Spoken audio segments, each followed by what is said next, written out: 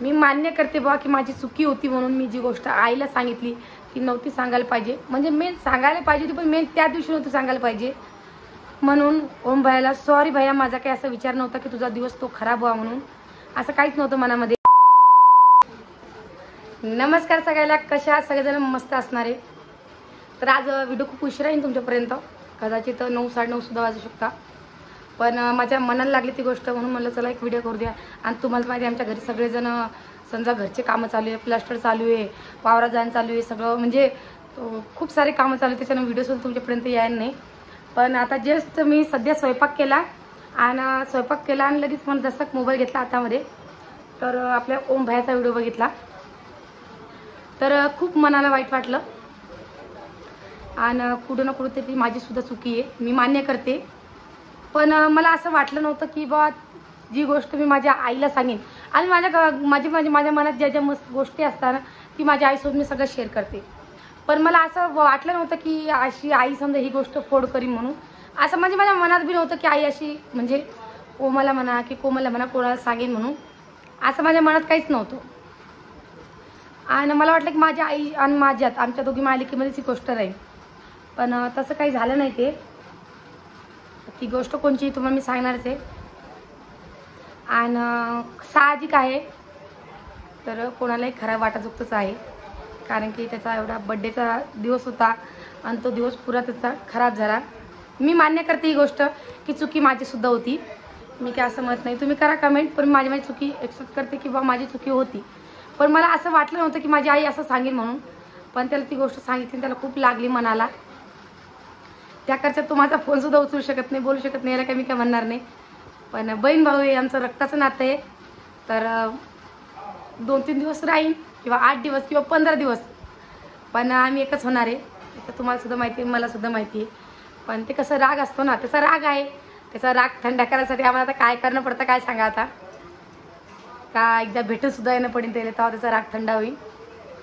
कारण की कोणाची, तुमचं म्हणा की माझं म्हणा, आपण जर का कोणाच्या बड्डेच्या दिवशी त्याला काही अशी खराब गोष्ट सांगितली की, आणि ती साहजिक कशी सांगितली मी ती गोष्ट तुम्हाला सांगते. मी जस्ट मला आईचा फोन आला आणि की जसं मी ते ऐकलं कोमलचं, तर मला खूप असा धक्काच बसला की बाबा बरं की ती बाई जी कोणी ताई असेल जी गाडी थांबवली, तर तिचा मनापासून आभार की तिनं एवढी घटना घडूस, तर म्हणजे याच्या पुढे तुम्ही विचार करू शकता की काही होऊ शकतं,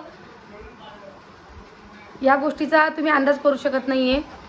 पण ती गोष्ट मी ऐकली आईची, आणि मग तेव्हाच ते माझ्या तोंडातून निघून गेलं की बा असं असं झालं म्हणून, आणि विजू भाऊ असं म्हणला म्हणून.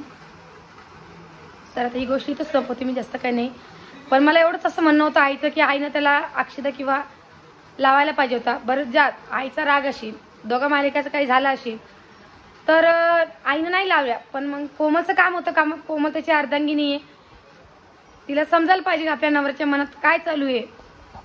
आणि साहजिक आहे, जी पत्नी असते ना, पत्नी म्हणा की बायको म्हणा, तिला तिच्या नवऱ्याच्या मनात काय चालू आहे हे तिला समजायला पाहिजे की बा असं आहे म्हणून.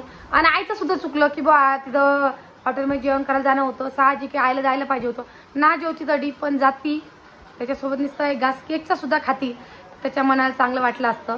ही गोष्ट आईची सुद्धा चुकली, मान्य करते मी. पण आता काय करसान, आपण सगळ्याच्या मनाचं गोष्ट नाही सांगू शकत ना. जसं की आपल्या राम भैयानं सुद्धा सांगितलं की आई लाईव्हवर आली नाही, आई ओमाला जीव लावती, रामाला. तसं नाहीये, आई असते ना, आईला किती लेकरं असो ते सारखेच असतात. मी म्हणा की तुम्ही म्हणा की तुमच्या आई वडिला म्हणा, ही गोष्ट तुम्ही सुद्धा एक्सेप्ट करा. कारण की जी आई असते ना, आईला सगळेच लेकरं सारखे असतात. कारण की भरपूर जणांनी कमेंट केल्या की बा ताई ओम भैयापाशी पैसे आहे म्हणून आई त्याला जास्त जीव लावती, की राम भैयापाशी कमी आहे म्हणून त्याला कमी जीव लावते. तसं नाहीये, असं होऊ शकत नाही. आईची माया पैशाने तोलल्या जात नाही, हे माझ्याकडून तुम्ही लिहून घ्या. कारण ती आईच असती, आईची बराबरी या दुनियात कोणीच करू शकत नाही.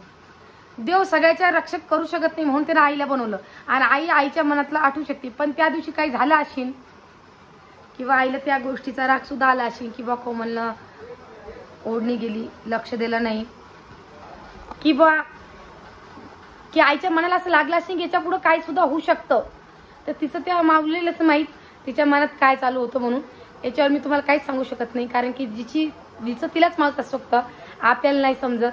कारण ती आई आहे ना, तीच सांभाळू शकते. म्हणून तिनं साहजिक आहे नसन लावला टीका. तर माझं असं म्हणणं आलं की ओम भयानं सुद्धा राग नाही भरलं पाहिजे. गेला तो दिवस आणि गेला बाबाला, मागच्या गोष्टी आपण काहीच करू शकत नाही. आता जे पुढं चाललं भाऊ त्याला सांभाळून करून चाल.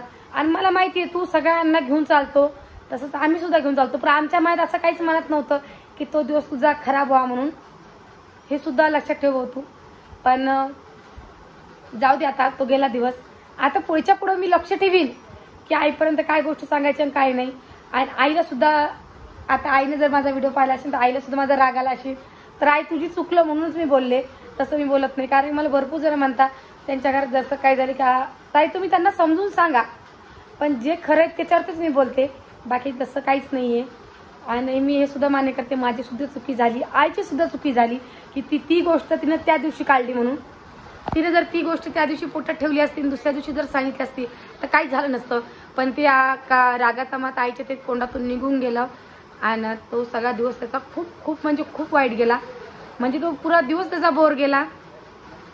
आणि ते जाऊ दे, आता त्याच्यावर काय मला बोलाच वाटणार नाही कारण की ते गेला दिवस. आता याच्या पुढे मी खरंच लक्ष ठेवीन काय बोलायचं काय नाही. म्हणून माझी चुकी झाली मान्य करते मी.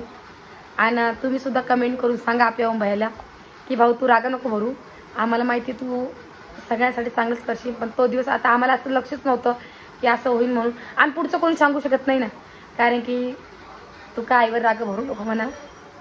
आणि बिचारी त्या कोमलवर सुद्धा नको, कारण की तिला ती गोष्ट याद आली तिला रडू येतं.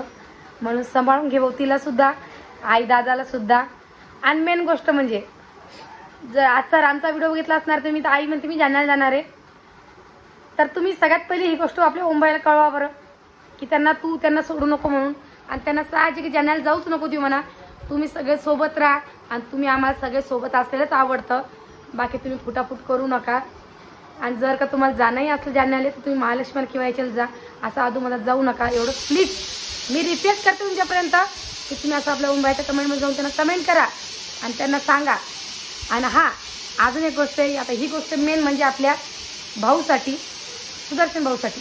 सुदर्शन भाऊ तू आपल्या ओम भैयाला समजून सांग, कारण की तुझं तो ऐकतो म्हणून त्याला समजून सांग. रात्री काही भरू नको, थोडंफार घरामध्ये कटकट चालतो असते, भांडं लागतं, एवढा काही विचार करू नको. तर आता मी व्हिडिओ काही जास्त मोठा नाही कारण व्हिडिओ एवढंच करणार आहे. तर आता याच्या पुढे तुम्ही मला कमेंट करसान ताई तू ओम भैयावर व्हिडिओ केला तुझ्यापाशी व्हिडिओ नसेल, तर तसं काही नाही आहे. कंटेंट तर खूप आहे, व्हिडिओ बी खूप करता येतात. पण मेन कारण म्हणजे काय सांगते तुम्हाला मी. आणि आजच्या व्हिडिओत काही दाखवत सुद्धा नाही, पुढच्या व्हिडिओत दाखवते तुम्हाला मी काय गोंधळ चालू आहे म्हणून.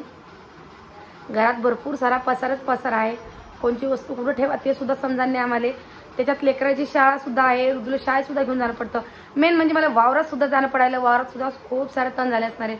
ज्याने आमच्या फेसबुकवर जाऊन बघितल्याशी आमची स्टोरी ती जाऊन बघा तुम्ही. दाजीने छोटासा व्हिडिओ सुद्धा करून टाकेले, कारण की भरपूर सारे कामधंदे चालू आहे, त्याच्यानं तुमच्यापर्यंत व्हिडिओ यायला नाही, तेच कारण आहे. पण ते आज मी अचानक मोबाईल हातात घेतला, आपल्या ओम भैयाचा व्हिडिओ पाहिला मला खूप खराब वाटलं, म्हणून मी हा व्हिडिओ केला. आणि हा व्हिडिओ तुमच्यापर्यंत खूप उशिरा येईल.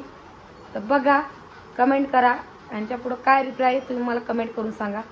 आणि माझं असं मनात काहीच नव्हतं भाऊ तुला राग याजोगतं, जे माझ्या मनात होतं तेच मी आईला सांगितलं. माझा असा विचारच नव्हता की आईने तुला सांगा म्हणून, पण त्या आईने कसं काय सांगितलं आईचं आईला माहीत, हेच कारण होतं.